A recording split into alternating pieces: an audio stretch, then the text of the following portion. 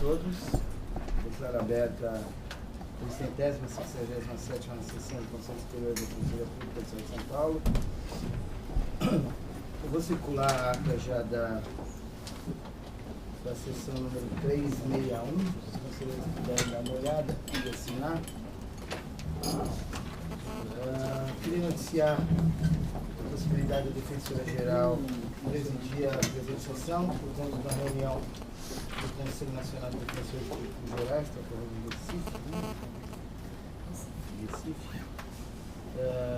De todo modo, algumas comunicações que a Daniela pediu para que eu transmitisse para os conselheiros. Essa semana houve uma reunião com o governador na quarta-feira e alguns secretários para tratar, enfim, dos problemas relativos ao sistema prisional e problemas também de superlotação na Fundação Casa.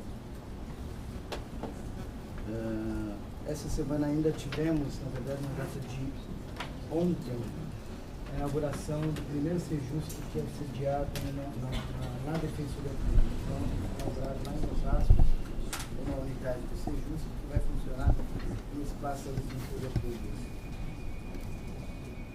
Trago ainda algumas informações sobre o provimento dos nossos cargos de servidor. A distribuição feita aqui pelo Conselho contemplou, fora os cargos que ficaram em reserva, a distribuição de 250 cargos de oficiais e 144 de agentes. No mês de janeiro já foram empossados 67 oficiais e 110 agentes. Na verdade, não empossados, foram nomeados, alguns não tomaram posse. Que efetivamente tomaram posse foram 60 oficiais e 74 agentes. Em março nós faremos ainda a posse está programada, na verdade, para abril, a nomeação agora para março, 144 oficiais e 21 agentes. Então, restariam por hora apenas daqueles cargos que foram distribuídos por esse colegiado, 39 cargos de oficiais e 13 cargos de agentes que não foram recepcionados pelas unidades ainda por falta de condições estruturais, né? Por falta de espaço, pela necessidade de alguns ajustes antes de incorporarmos esses servidores, mas a perspectiva é que a gente avance de 80% a 90% do provimento daqueles cargos já distribuídos aqui pelo Conselho até o mês de abril. Queria também compartilhar a programação de 3 reuniões que a gente programou. Na segunda-feira próxima haverá uma reunião aberta, uma reunião com coordenadores de unidades e diretores das regionais para tratar da implementação do ato normativo DPG número 81. Esse ato, que é aquele que regulamenta os centros regionais de administração, ele prevê uma melhor definição das atribuições dos coordenadores regionais e coordenadores de unidade, dos diretores das regionais, estabelecendo a necessidade de uma regulamentação das atribuições específicas de cada oficial e instituindo cartório e secretaria no âmbito das unidades. A ideia é que a gente, de fato, comece a fazer essa discussão desde logo, porque o ato vai entrar em vigor a partir do dia 20 de abril. Até lá, a ideia é que façamos reuniões específicas da CGA e ITI com cada uma das unidades, para que a gente consiga enxergar alguns problemas no fluxo de informações, na gestão dos problemas, quem sabe avançar um pouco nesse sentido. Ainda está programada para terça-feira, estão programadas 2 reuniões para tratar das diretrizes que vão nortear a proposta de deliberação do atendimento aos presos provisórios. Como tem sido dito aqui no colegiado, a administração deve aportar em breve aqui para o Conselho uma proposta de reformulação da política de atendimento ao preso provisório que estabeleça como primeiro instrumento a visitação pessoal e que já, acredito que no curto prazo, viabilize que na capital nós façamos o atendimento pessoal de cada preso alguns dias após a sua inclusão no sistema prisional. para discutir essas diretrizes que vêm sendo tratadas ainda em caráter preliminar, não só com a SAP, por conta da necessidade de estabelecimento da infraestrutura mínima para a gente fazer essa visita, fluxo da informação das listas de inclusões, como tem sido tratada também com o NESC e com colegas que hoje ocupam funções na Central de Gerenciamento de Prisões, o Mecanismo Verônica. A ideia é compartilhar essas diretrizes num momento com defensores da área criminal, uma reunião que ocorrerá de 18 às 10h30, e também com interessados da sociedade civil debater esse tema. Está programado ainda sem data definida, uma reunião semelhante para a gente tratar do atendimento inicial civil, né? Nós teremos uma mudança significativa aqui na capital, já programada com a implantação do novo serviço de atendimento inicial aqui na Boa Vista 150. A nossa obra tem encaminhado bem. E a ideia é também fazermos uma discussão, uma reflexão sobre esse modelo de atendimento inicial civil, não só aqui na capital, como em todas as unidades do Estado. Ao ensejo da Boa Vista 150, eu queria noticiar também que nessa semana nós finalizamos um processo licitatório para a contratação de serviço de teleatendimento, teleagendamento, propriamente dito, aqui na capital. A empresa que venceu essa licitação, a nossa ideia é organizar o serviço aqui na Boa Vista 50 com um horário agendado, para que as pessoas tenham a possibilidade de chegar na hora do seu atendimento e não perder horas como hoje acontece na Liberdade. É a mesma empresa que provê o serviço de teleatendimento do Poupa Tempo, que nos dá indicativos, pelo menos indicativos bons da qualidade do serviço prestado. O ACGA já foi fazer a visita às instalações da empresa. Eu acredito que a gente tem condições agora de, com a mudança física, também fazer algumas mudanças de logística para o atendimento inicial da capital ser melhor. TI talvez possa detalhar um pouco aqui, mas foi finalizado um novo sistema de recursos humanos, que tem, enfim, algumas funcionalidades. A ideia é retomar uma ideia antiga de virtualizar todos os pedidos do RH. É possível que em breve a gente faça ali uma apresentação um pouquinho detalhada do novo sistema de RH. Também queria noticiar que vencemos aí uma tratativa difícil para a renovação do convênio CREA, mas parece que está tudo certo, conseguimos chegar a uma convergência em relação aos valores. Então parece que tem os últimos detalhes burocráticos para a publicação e assinatura desse convênio, que é um instrumento importante para a atuação dos colegas na área civil, em especial para a situação preliminar das ações. Nos próximos dias a gente consiga restabelecer o fluxo e contar com esse instrumento novamente. Queria consultar aqui os conselheiros sobre a conveniência de fazermos uma sessão junto com a inauguração da sede do Guarujá, no dia 28 de março. E eu pedi para consultar, quem sabe ao final da sessão a gente possa tentar estabelecer sessão junto com a inauguração da sede do Guarujá. Se me permite, esse é o dia da votação da lista tríplice da ouvidoria, pelo CONDEP. A gente tinha estendido o convite para os conselheiros, não sei se seria. A votação será no dia 28, às 14 horas, na sede do CONDEP. No período da tarde. Às 14 horas. Talvez a gente possa pensar em Capitinga, na semana seguinte, enfim.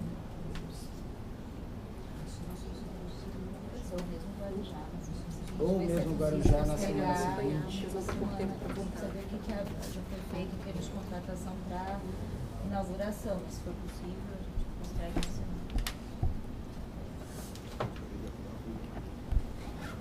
Bom, vamos amadurecer, quem sabe a gente essa semana também troca e-mails para avançar nisso.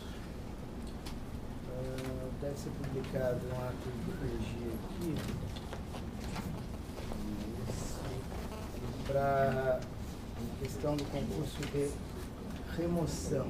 Na verdade, já foi publicado esse ato, 14 de março. Deve ser publicado hoje. ou amanhã será publicado, não vi o Diário Oficial ainda. De todo modo, está marcado para o dia 21 de março, sessão aqui para a remoção daqueles 2 cargos que estão vagos na macro-região 1 e macro-região 7.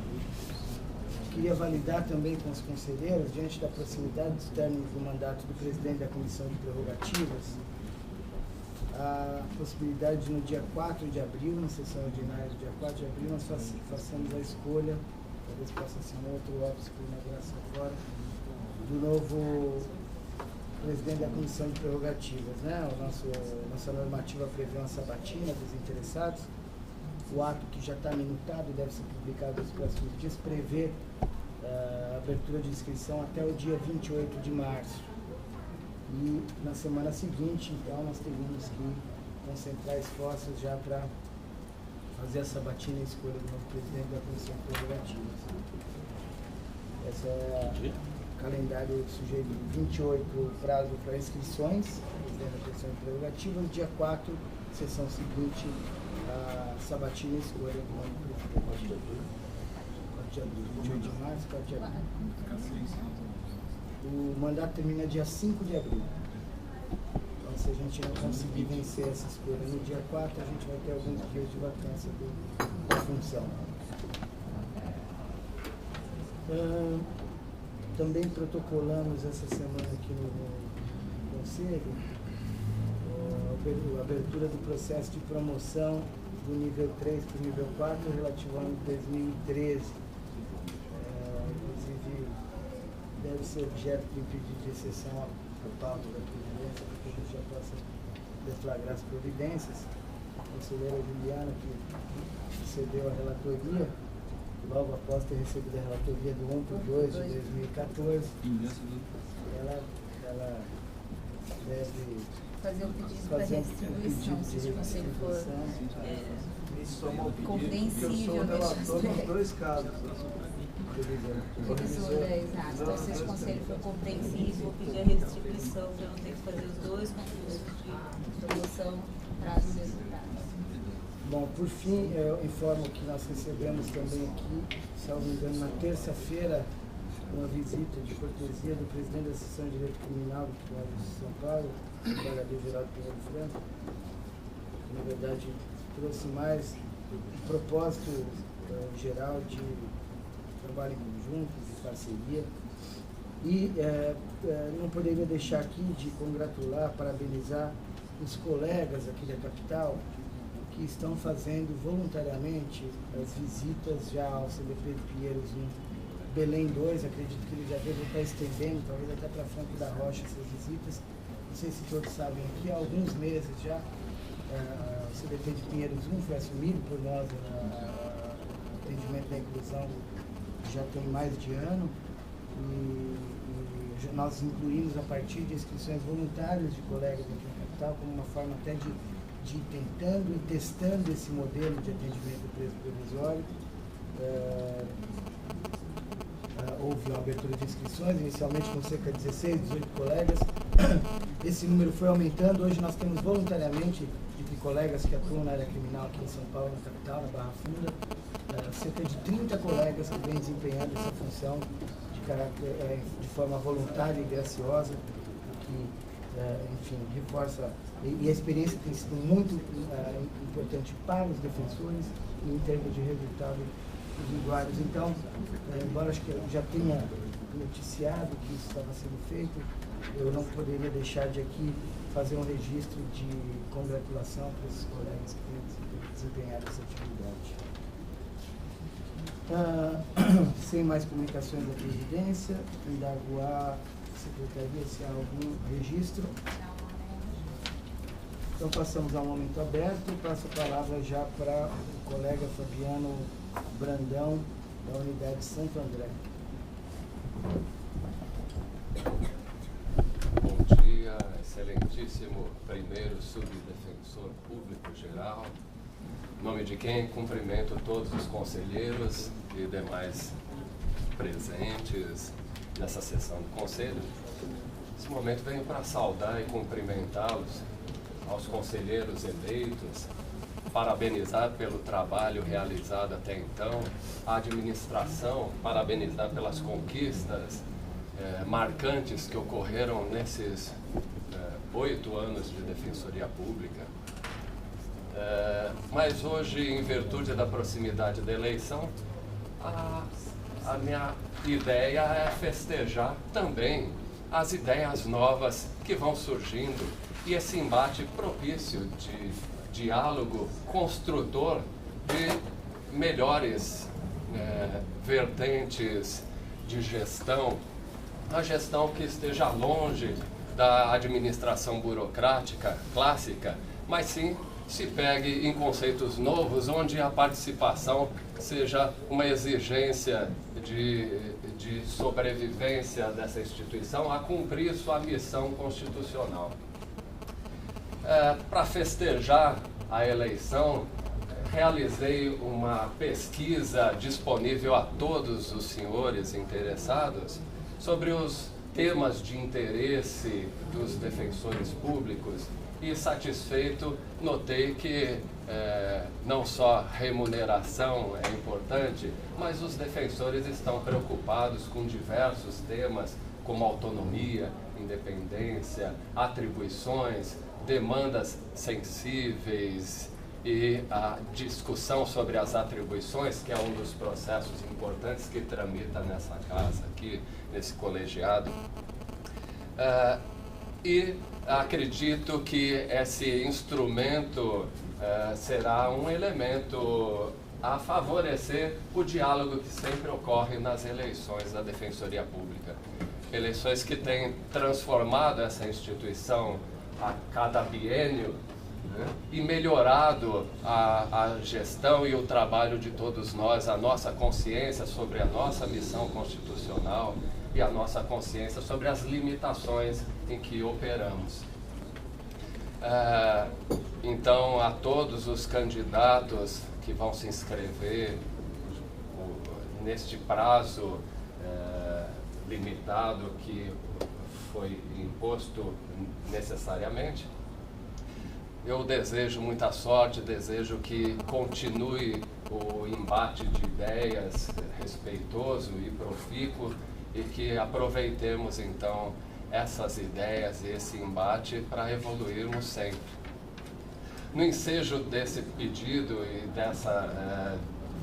desse vislumbrar da evolução, e para encerrar rapidamente essa fala que não vai se estender, eu gostaria de pedir aos conselheiros, tanto os natos quanto os eleitos, que revissem aquela solicitação que eu fiz há algum tempo atrás, em que haveria a possibilidade do Conselho limitar os afastamentos para cargos em comissão e funções de confiança, em que os defensores então estariam, especialmente os defensores, estariam limitados por algum tempo, em benefício de princípios basilares da Constituição, como eficiência, igualdade, né, dentre outros, e princípios legais, como o princípio que eu entendo que exista na nossa lei de horizontalidade da carreira de defensor público,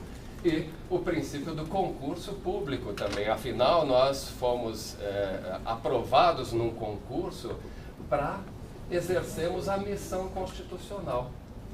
E o distanciamento da missão constitucional por longo período pode gerar desvirtuamento.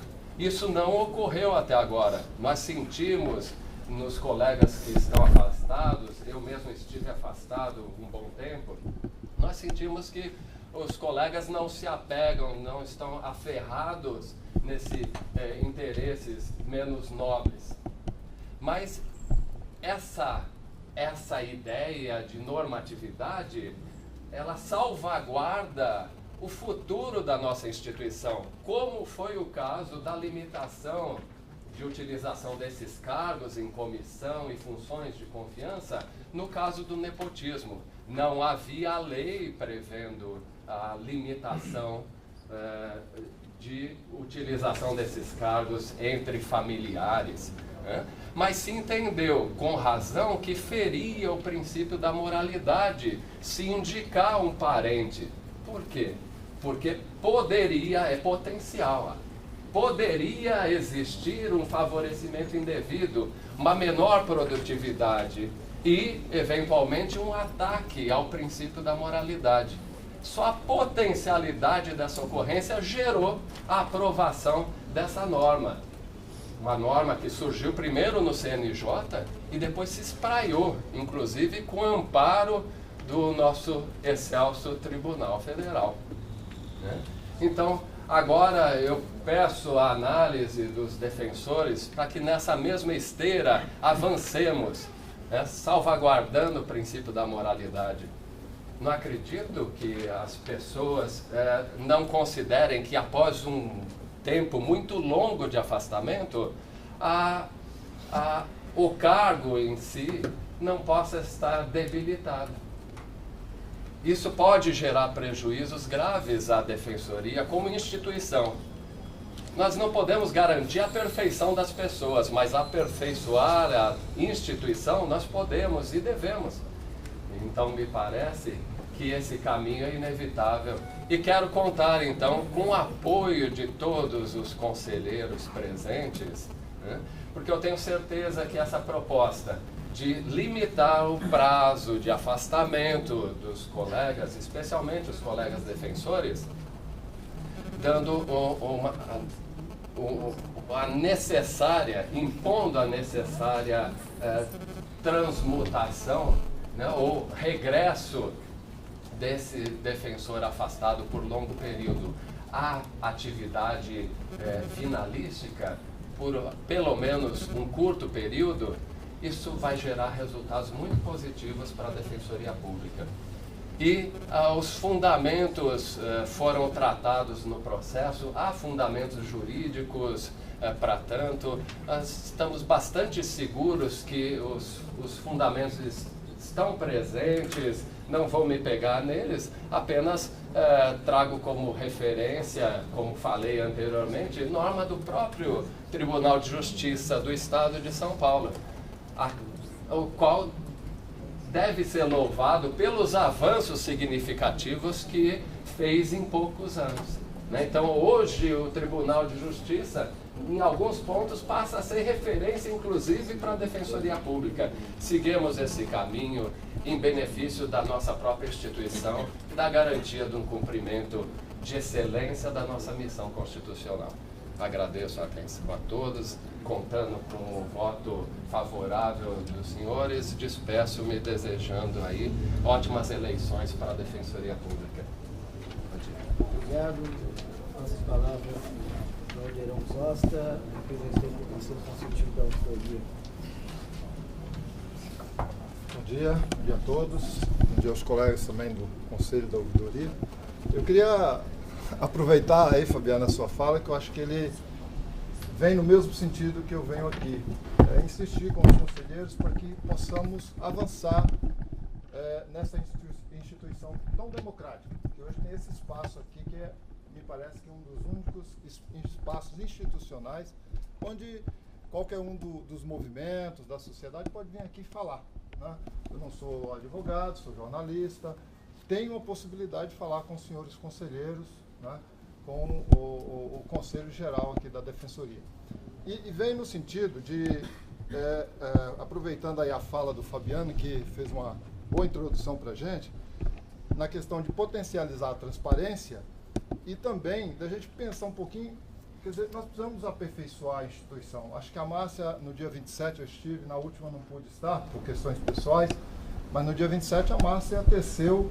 Eu tive uma aula de Constituição assim, que eu nunca tinha, em todas as palestras que já passei, realmente foi excelente. Mas nós precisamos avançar, né? E aí o Moacir, né, eu acho que ele me fez até levantar os braços aqui, os cabelos do braço, quando ele falou que a transparência é um dos jeitos da gente manter essa instituição aberta, né? Eu acho que a fala do Moacir, da questão da coerência, né? A instituição tem que ser coerente, né? E eu venho de um movimento né, que todos vocês já sabem, a gente trabalha com a população de rua, com a questão da moradia, em que a sobrevivência é a luta de cada dia. Hoje era para estar aqui o pessoal da Luz, lá do bairro da Luz, da Cracolândia, que ontem a prefeitura simplesmente chegou lá e pôs tijolos na frente dos bares que são, né, sem entrar em questões, é o lugar onde eles tiram o pão de cada dia. Tá? Então, mais acho que são 16 pessoas ontem foram na subprefeitura e não foram sequer recebidos. Então, essas situações deixam a gente indignado, né? E eu acho que essa questão da transparência aqui, né, ela é muito importante para a gente. Eu estava olhando o relatório, nós temos de 2009 a hoje, são mais ou menos 29 processos.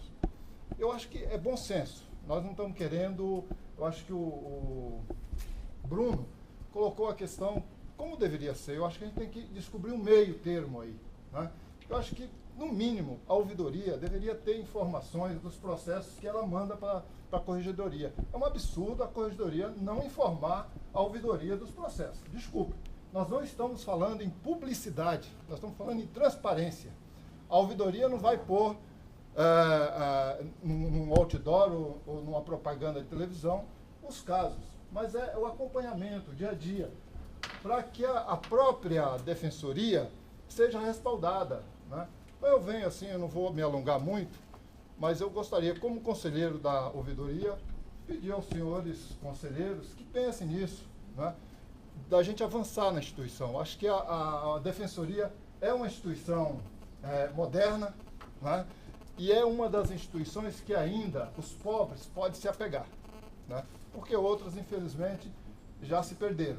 Então, se a defensoria também se perder, o que vai acontecer com o nosso povo, né? O que vai acontecer com o pessoal da Cracolândia? O que vai acontecer com os moradores aí de várias regiões da cidade de São Paulo que estão sendo despejados por causa de uma Copa, né? Então eu pediria aí assim, nós não estamos querendo defender a nossa posição, queremos encontrar um meio termo. Eu acho que é o caminho que a gente está defendendo. Queria agradecer vocês, mais uma vez, eu acho que esse espaço é super importante, né? E conto com todos vocês aí para a gente avançar juntos nesse processo. Obrigado. Obrigado, Algeron. A palavra está com o André Ked, também representante do Conselho Consultivo da Ouvidoria. Bom dia, Renato. Bom dia a todos do Conselho Superior e todos que estão assistindo a sessão. É a terceira semana seguida que eu venho aqui e fico aqui até 1h da tarde, 1h30. E é com muito prazer que eu faço isso, apesar de ter uma consequência grave na minha atividade profissional, mas é com muito prazer e muita satisfação que acho que hoje vai dar para a gente comemorar algum tipo de progresso com relação à publicidade, à transparência dos processos e sindicâncias e demais procedimentos administrativos que correm na corregedoria. Na semana passada, o Rafael Bessa ficou incumbido de fazer um voto vista ou uma proposta de encaminhamento, porque existem algumas divergências a serem dirimidas. Basicamente, a ouvidoria, o Conselho Superior, o Conselho Consultivo da Ouvidoria, no parecer que eu dei e encaminhado a todos, previa que a publicidade deve ser a regra e o sigilo dentro das hipóteses previstas na Constituição Federal, a exceção. Esse sigilo deve ser decretado fundamentadamente e assim está respeitado o parâmetro constitucional de publicidade, que é o parâmetro escolhido pelo nosso Estado, que é um Estado democrático de direito. O voto do Davi, que foi o conselheiro relator do processo no Conselho Superior, fazia um meio termo. Ele dizia que os autos dos processos sindicantes seriam sigilosos e as sessões seriam públicas, guardadas as hipóteses constitucionais de sigilo. É evidente que se vai falar da intimidade de alguém aqui, não é preciso que a sessão seja pública. Assim como nos processos judiciais, a coisa acontece da mesma forma. Decreta-se o sigilo de forma fundamentada dentro das hipóteses constitucionalmente previstas. A corregedora, a Márcia, ela trouxe um voto e no corpo do voto ela defendeu que as deliberações aqui previstas não deveriam ser alteradas, mas ela mesma assumiu que a publicidade das decisões finais inclusive a publicidade da sessão de julgamento, salvo engano, a sessão em que se dá o parecer, o conselho dá o parecer, deveria ser respeitada. Depois você corrige mais, não tem problema. Agora, com relação à publicidade dos votos e das decisões finais em sindicâncias e processos administrativos, isso está escrito, está na página 104, eu vou ler agora. Essa é, a meu ver, a solução mais consentânea com o ordenamento jurídico aplicável à Defensoria Pública. Vem a propósito ressaltar que a mesma transparência adotada em relação à decisão final de processo administrativo deve ser adotada em relação à decisão de arquivamento de sindicância. De start, o ato decisório de arquivamento da sindicância deve ser publicado na imprensa oficial, por extrato ou resumidamente, disponibilizando-se a íntegra da decisão no site da Defensoria Pública, aplicando-se aos demais documentos constantes dos autos à lei de acesso à informação. Então, com relação a isso, não existe divergência. E está implícito, inclusive, que o Conselho pode deliberar a respeito do assunto. O que se falou muito aqui nas 3 sessões em que o tema foi debatido foi de encontrar um meio termo. E o que, desde a primeira vez que o Conselho trouxe essa proposta para esse Conselho, eu falei, foi que não é uma opção da Defensoria, isso é uma imposição constitucional. E os limites já estão dados lá.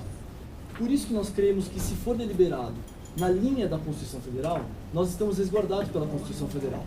O parecer da Márcia diz o seguinte: olha, é uma teratologia deliberar contra a lei. Eu concordo.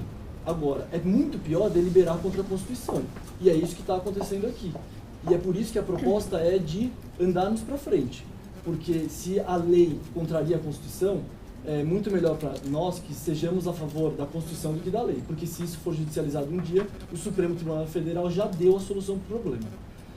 Então, em nome do Conselho Consultivo da Ouvidoria, eu vim reiterar o nosso parecer, mas vim dizer também que nós queremos que a questão seja decidida hoje, eu já pedi isso outra vez, porque a mobilização tem sido desgastante para todos nós, e acredito que a interpretação que o Bessa venha a apresentar, se não é a interpretação que está de acordo com o que nós defendemos, porque ela diverge em algum ponto da Constituição Federal, é uma interpretação que é muito melhor do que a que já temos agora e que já representará, por si só, uma grande evolução para a instituição. Então, como nós queremos andar para frente, a gente pode andar muito, pouco ou mais ou menos. Nós consideramos que com o que parece ser apresentado pelo Rafael, dos debates que já aconteceram na semana passada, a instituição hoje vai caminhar. E isso é um motivo de grande alegria para a gente, é por isso que a gente está aqui para assistir e para participar e para comemorar. Tá bom? Então, muito obrigado pela atenção e a gente aguarda a decisão. Por fim, Renato, só uma coisa. O que aconteceu também desse desgaste de nós virmos aqui e termos que esperar muito, decorreu bastante da dinâmica da sessão do Conselho. Porque na semana passada, os debates sobre essa proposta de alteração das deliberações começaram praticamente meio-dia. E na outra sessão começaram mais ou menos às 11 da manhã. Então eu gostaria de pedir encarecidamente que, se for possível inverter a pauta e evitar o tratamento de qualquer outro assunto antes, seria muito bom pra gente, porque senão a gente sai daqui muito tarde e fica todo mundo muito prejudicado. Obrigado. Obrigado, André. Passo a palavra para a Kenarik Ujiquian, da JB.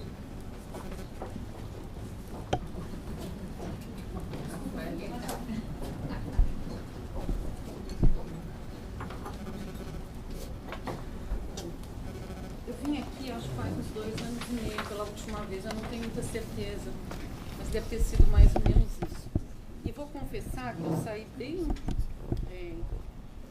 uma sensação assim de tristeza, porque eu trouxe uma questão que para mim eu achava que era importante, que era a questão de ter um controle sobre a questão dos processos de réu preso na segunda instância. E na época foi dito que, pelo menos no dia da sessão, pelo que eu me recordo, que havia algum projeto em andamento, que ia ter algum sistema de, não sei, de computador, essas coisas, que ia ter o controle disso. E que isso seria no final daquele ano. Então eu achei que era uma coisa tão grave que não podia esperar até o final do ano acontecer. Isso já faz 2 anos e meio, e pelo que eu sei, eu posso estar enganada, Eu acho que eu não estou, porque agora eu estou na segunda instância do Tribunal de Justiça como juíza substituta, e agora, depois de um tempo, de 2 anos, estou voltando para o crime, estou super feliz com isso, mas dá um certo desgaste de ver nesses processos de réu preso, assim, um tempo excessivo de prisão. Não quer dizer que isso vá mudar necessariamente com o pedido da Defensoria, não é isso que eu estou dizendo. Mas eu acho que cabe à Defensoria fazer. Se não fizer, não sei se o Ministério Público vai fazer, não sei se o Judiciário vai fazer. Né? Eu gostei muito da expressão que ele falou, que os outros já se perderam, né? Mas que a Defensoria a gente ainda tem esperança de estar nessa construção. Então eu retomo aqui, depois de 2 anos e meio, pensando comigo mesmo, acho que eu nunca mais vou voltar, porque parece um pouco inútil, ninguém nunca mais falou mais nada, eu falo com alguns amigos, como é que é? Não, ninguém me fala nada, e agora voltando com os processos criminais, eu vejo que a mesma situação acontece.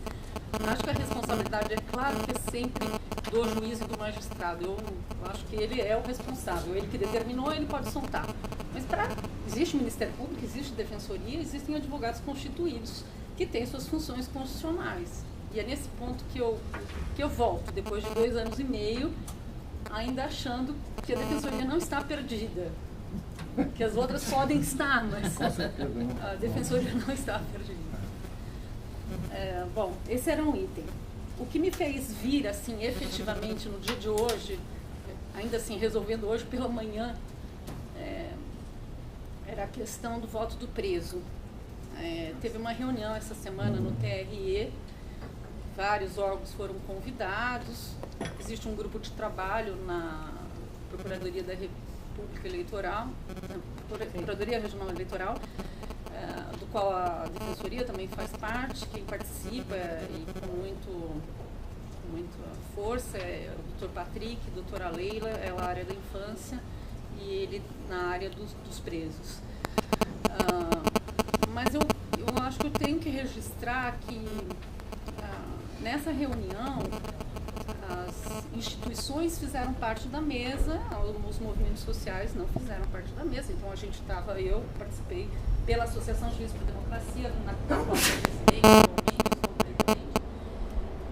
e acho que quando uma questão dessa colocada em termos institucionais, a instituição tem que ir com uma proposta, uma posição assim, muito clara do fazer, não do discurso, porque eu apoio, eu acho importante, estamos às ordens, ok, mas tem que ir com uma posição. Então, acho que houve uma falta nesse sentido, em termos de quem estava na mesa. Eu não estou nem falando do Patrick e da Luciana, porque depois eles estavam atrás, como a gente, e eles se levantaram. A Leila fez assim, uma explicação muito interessante, que eu não entendo da lei do ECA, né? As regras, as resoluções do CONANDA, e deu explicações muito interessantes sobre o tema, enfim. Mas eu acho que a Defensoria tem que estar lá e brigar, e não deixar falar que a responsabilidade é só da Defensoria. E não pode deixar quieto uma coisa dessa. Não é que eu não acho que a Defensoria não tem sua responsabilidade. Eu acho que tem. Mas a responsabilidade não é só da Defensoria. Eu acho que isso precisa... Porque é ruim a gente ouvir, né? Eu não sou da Defensoria, mas gosto da Defensoria. Aí vem alguém e fala, olha, a Defensoria não fez nada, não sei o quê. Então, tudo bem, eu acho que não fez nessa parte que diz respeito aos documentos necessários para se tirar o título de eleitor. Mas a gente tem que assumir as nossas responsabilidades. Sim, eu fiz, eu não fiz, mas vamos ser realistas, né? O sistema não é só a Defensoria, ou só o Judiciário, ou só o Ministério Público, ou só a SAP, enfim.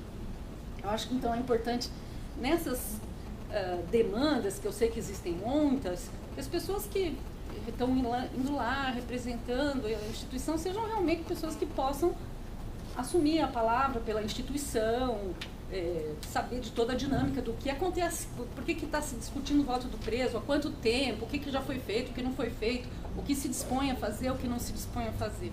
Então, acho que isso é uma questão assim, que é muito importante e muito delicada, acho até socialmente muito delicada, porque a gente se sente meio indefeso na hora. É gozado isso, né? Porque é como se a gente se sentisse, a gente que está lá sentado, se sentisse indefeso. Em relação, então, à temática do voto do preso, faz muito tempo que existe um trabalho da sociedade civil, faz muito tempo que a gente está na luta, cada hora é alguma coisa. Esse ano, a SAP, que nos anos anteriores não queria instalar nos seus presídios e dizia que não tinha condições de segurança, mudou o discurso, disse que pode instalar em todas, mas que existe o problema da documentação. Então, a saída desse ano para que os presos não votem, os adolescentes, será a documentação. O que eu gostaria e o que eu venho pleitear aqui, que a Defensoria Pública, isso eu já tinha falado em outros momentos, que veja esse direito, o preso tem direito a ter um documento. Isso está garantido na Lei de Execução Penal. Eu vi que o Renato falou que vai ter uma reformulação no atendimento do preso provisório. Eu acho que, de repente, isso pode ser um item. Olha, os documentos, começar ali, do processo de conhecimento. Começar ali, olha, tem documento, isso eu estou falando para longo prazo, para o futuro, para o dia a dia. No processo de execução, cada defensor que fosse manifestar, falar, olha, que determine que sejam providenciados os documentos x. Pelo menos requerer ao juiz que ele determine isso. Bom, enfim. Isso eu estou dizendo com propostas de longo prazo, de coisa corriqueira, que eu acho que não é uma coisa, sabe, difícil de fazer, né? Ou então, sei lá, fazer parcerias, conversar com a SAP, eu não sei quais são as alternativas, né? Mas acho que deve ter uma série de alternativas possíveis para que essa coisa básica, você ter um documento e depois você vai sair da prisão, você ter ele garantido, é o mínimo do mínimo. Em relação ao voto do preso, agora já para essas eleições, eu acho que o pedido era que ver o que a Defensoria pode fazer para informar na questão do direito. Dizer para todos os presos que são provisórios de alguma forma, que não é possível atender todo mundo. Eu não sei exatamente o número de presos provisórios. Alguns falam 60 mil, outros 80 mil, mas eu sinceramente não fui checar para ver esses dados aqui em São Paulo. Alguém sabe? Eu não sei. 4 vezes, 80 mil mais ou menos. Na última ou na penúltima eleição, a Defensoria fez uma cartilha específica sobre o voto do preso. O problema é que as cartilhas, em alguns lugares, chegaram depois da eleição. Ou seja, ótimo saber que vai ter eleição, que ele pode votar, mas naquela esticada como uma cartilha, que eu sei que tem custos, etc e tal, demanda gente.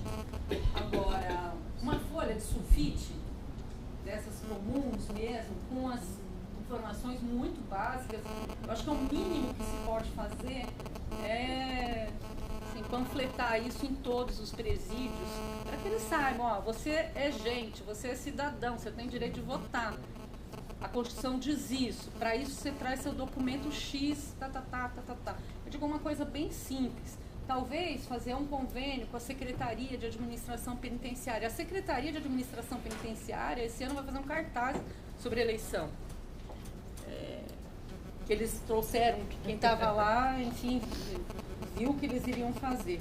Então, eu acho que assim, a questão de educação e direitos humanos, não tenho muita certeza se está na lei orgânica, mas eu sei que tem um trabalho, pelo menos nessa área, na Defensoria, né? É isso. A proposta, que se faça algo concreto, objetivo, tipo mutirão, ou talvez com convênio com a SAP para distribuir, ou alguma coisa assim. A longo prazo, acho que tem que ser na questão dos atendimentos, talvez nesse novo projeto isso possa entrar, e em cada processo, cada defensor, seja no processo de conhecimento, seja no processo de execução. Em relação à segunda instância, como eu disse, isso já vem de 2 anos e meio atrás, ou qualquer coisa assim, ou quase 3. Era importante a gente ter o retorno, né? Pelo menos saber se vocês decidiram alguma coisa, ou não decidiram, ou disseram, ó, não tem condições, nós não vamos acompanhar os processos de reabilitação na segunda instância, fica a critério de cada defensor, não sei. Na verdade, até hoje eu não sei o que aconteceu, se tem alguma coisa encaminhada nesse sentido. Tinha mais um item que era importante. Eu pulei toda a ordem. Eu ia começar pelos cumprimentos, hoje eu vou terminar com os cumprimentos. Eu acabo me entusiasmando pelas outras coisas. Outra questão é a questão dos departamentos. Tem uma lei estadual que a Defensoria acompanhou muito de perto. O Dr. Gustavo Reis esteve várias vezes na Assembleia, marcou encontros com deputados, etc. e tal. Bom, a lei foi aprovada. Agora tem o MADI, o Ministério Público do Estado de São Paulo representou ao procurador. O procurador já entrou com a ARDI e acho que era a questão da Defensoria avaliar se é possível também ingressar como amigos. Eu não sei como vocês entendem essa questão. Quer dizer, que é claro que eu já sei que a Defensoria é contra, que não vai atender a estrutura, isso tudo, nós já sabemos que estavam na mesma luta, né? E acho que isso é um caminho, e o outro caminho é a questão da concretização aqui. Nós tivemos uma reunião, foram várias pessoas que estavam presentes, que estavam nessa luta. A André teve pelo BCCrim, eu tive pela associação, o Luciano estava pela ouvidoria, não sei se tinha mais alguém presente nesse dia. E nós falamos com o presidente do TJ para que ele adiasse aguardando a decisão. A gente não sabe o que vai acontecer, mas de repente uma interferência também da Defensoria mais diretamente junto ao presidente do Tribunal de Justiça possa ser um caminho. Por fim, eu vou começar, então, vou terminar pelo começo. Eu queria cumprimentar o Renato, grande amigo, cumprimentar a Luciana, que sempre faz essa ponte da sociedade civil, das entidades, dos movimentos com a Defensoria, isso é alguma coisa da maior importância. A Franciane, que eu sempre só vejo aqui, tenho saudades dos tempos que eu via as manifestações dela nos processos de execução. A doutora Márcia, com quem eu trabalhei também, tive a honra de trabalhar. Acho que a todos os defensores públicos que não estão aqui, que não estão aqui, na pessoa da doutora Isadora Brandão, que é defensora pública, com quem eu tive a honra de trabalhar no meu gabinete, insistir para que ela viesse na magistratura, que a gente precisa de gente, mas não há meios de convencê-la. Tem mais uma outra também que também não quer vir para a magistratura, eu estou ficando frustrada com isso. E em relação a esse tema que ele levantou, acho que é importante mesmo a questão da transparência. Eu não estou acompanhando, não sei exatamente quais são as propostas, mas enfim, acho que toda essa questão da transparência é importante, tanto para a pessoa, o defensor, eventualmente pelo servidor, não sei, como para a sociedade. Eu tive um procedimento, eu e alguns outros juízes, eu e mais 4, porque nós assinamos um manifesto referente ao Pinheirinho. E o meu procedimento, quando foi decidido no órgão especial, eu fui lá assistir e ia pela TV não, pela internet do tribunal, acesso aberto a toda a população que quisesse assistir, acesso a jornalistas, acesso a todo mundo, né?